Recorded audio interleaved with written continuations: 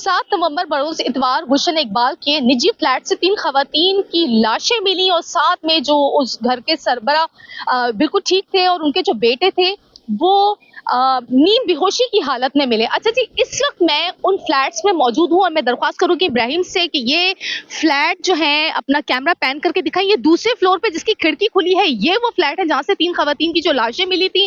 अच्छा जी, घर से तकरीबन 6 खतूत मिले थे, 4 खतूत एनवेलप्स में बंद थे, एक खत जो था उसे फाड़ के डस्टबिन में फेंका गया था और एक खत घर के सरबरा इकबाल की जेब से मिला था जिसमें कि ये कहा गया था कि घर हमारे हमारे इस कदम के बाद जो है ये आपने जो घर का फर्नीचर है इसको बेच के हमारे कफन दफन के इंतजाम के बाद जो घर की जो कर्जा है वो अदा करना है।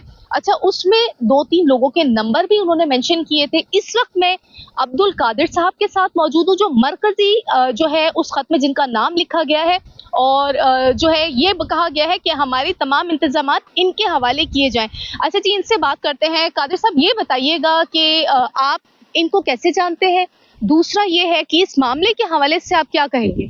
ऐसा है कि मैं इनको 5-7 साल से जान रहा हूँ। ये इसी की रिहाइश के थे। पहले ए 1302 में रिहाइश थे, फिर इसके बाद वो सी 1307 में रिहाइश के लिए गए, फिर इसके बाद रिटर्न 1 साल पहले ये वहाँ से खाली करके उनके बेटे की शादी करनी थी तो यहाँ पर ए 201 में शिफ्ट हुए, जो कि मैंने दिलवाया इनको। ठीक है, अपने ही दोस्त से, वो भी इकबाल उनका। जी, मैं भी यहाँ रेजिडेंट हूँ। ठीक है ना, मैं यहाँ रेजिडेंट हूँ, मैं भी A908 का फ्लैट नंबर हूँ। फिर इन्होंने जो है ना मुझसे ये फ्लैट लिया, शादी वादी के बाद के हवाले से मैंने अपने दोस्त से दिलवाया। तो पैसे तो बताते तो बहुत अच्छे आदमी थे बकौल इकबाल भाई के। इतने मैं इकबाल भाई की बात कर रहा हूँ। इकबाल भाई वैसे तो बहुत अच्छे आदमी थे, मगर इनके बेटे का मुझे इतना नहीं पता, ना हिस्ट्री पता है मुझे। ये मामला इन्होंने हुआ तो हमें भी पता चली, मुझे भी। हमारे अपार्टमेंट के एक खलाल साहब है, उन्होंने कॉल की कि ये वाकया हो चुका है, तो मैं करीब ही था तो मैं फौरन आ गया और फिर उस टाइम हमने ये देखा सब मामला हो चुके थे। मैंने देखा 4 बोडियां पड़ी हुई थी, जिसमें से उनका एक बेटा बाप माँ के साथ सोया हुआ था और बहू अपने कमरे में थी और बेटी ड्राइंग रूम में लेटी हुई थी। ठीक है, सोफे पर लेटी हुई थी। अच्छा, यहाँ पर एक बात आप और भी बताएं कि जिस तरह से आप बता रहे हैं कि ये 1 साल पहले शिफ्ट हुए, ये जो लड़की जो मकतूला है, मुतवफ़ी है माहा, क्या ये इसकी दूसरी बीवी थी? जी, ये इसकी दूसरी बीवी थी। पहले ये साहब इन्हीं की खाला से शादी करके उनका बेटा था, उनसे उनको तलाक वलाक दे के फिर इसके बाद उन्होंने इसे अपनी उसकी भांजी या भतीजे से शादी की। अच्छा, इस मामले को आप किस तरह से देखते हैं कि खुदकुशी है, इन लोगों ने कत्ल किया है घर की खवातीन को, उसको आप कैसे देख रहे हैं? क्योंकि आप अगर इधर रहते हैं, आपने इनको घर किराए पे दिया है, तो फिर जब स्टेट एजेंट होता है ना, ऐसे किसी भी शख्स को जिस पे डाउट हो वो कभी भी घर किराए पर नहीं देता, तो इस हवाले से आप क्या कहेंगे? एक्चुअल में स्टेट एजेंट तो नहीं हूँ मैं, एक्चुअल में इसी अपार्टमेंट के अपने ही लोगों के लिए थोड़ा बहुत काम करता हूँ। जैसे अपने लोग जानने वाले होते हैं उन्हीं को दिलवा देता हूँ, यहीं क्या काम करता हूँ। मेरा कोई ऑफिस नहीं है कुछ भी, मैं यहीं रिहाइश के अपने दोस्त यार के हवाले से काम करता हूँ। ठीक है ना, तो वैसे तो बेसिकली अच्छे आदमी थे इसलिए हमने दिलवाया। ठीक है, दूसरे नंबर पे इंटरनल इनका कोई घरेलू मैटर थे जो मेरे अभी तक समझ में आ रही है, वो इनके आपस के घरेलू मैटर थे। आपको क्या लगता है, खुदकुशी है या फिर मिली जुली कहानी है? मैं कह रहा हूँ ना, इनकी मर्डर भी लगता है और इसके बाद खुदकुशी भी लगती है। खुदकुशी कैसे लगती है आपको? खुदकुशी ऐसे लगती है ना कि या तो मर्डर पहले हुआ है किसी का, इनमें से किसी का एक का मर्डर हुआ है, इसके बाद को इन्होंने सबने खुदकुशी की है। जी, खौफ से खुदकुशी की। मेरा जो एक आइडिया कह रहा, मैं अपने उससे भी नहीं कह रहा। अच्छा, ये यासीन क्या काम करता था और इकबाल साहब खुद क्या काम करते?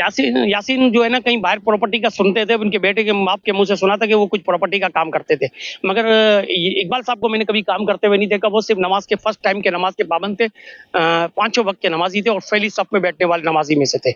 हाँ, तो माशाल्लाह वो तो बहुत अच्छे थे, मगर अब पता नहीं इनके क्या, अल्लाह ने उनके साथ क्या ऐसा मामला किया। घर आपने कितने किराए पे दिया था? 1 लाख रुपए। और ये घर छोड़ने का भी आप मुझे बता रहे थे? जी, 31 ये घर में अक्टूबर में सेल कर चुका था, तो उनके ऑनर उन्होंने इनको वार्निंग दी हुई थी 31 तारीख को आपको खाली करना है। अच्छा, यहाँ पर एक बात मैं चाहूंगी, आप हमारे नाज़रीन को और बताइए कि ये जो घर था, क्या इसके, क्योंकि इनके ऊपर जो एक वो लग रहा है वो ये है कि इनके ऊपर 1.5 से पौने 2 करोड़ का कर्जा था, तो ऐसे जो कर्जदार होते हैं वो घर के किराए में भी काफी जो है तंग करते, किराए देने में ही कैसे?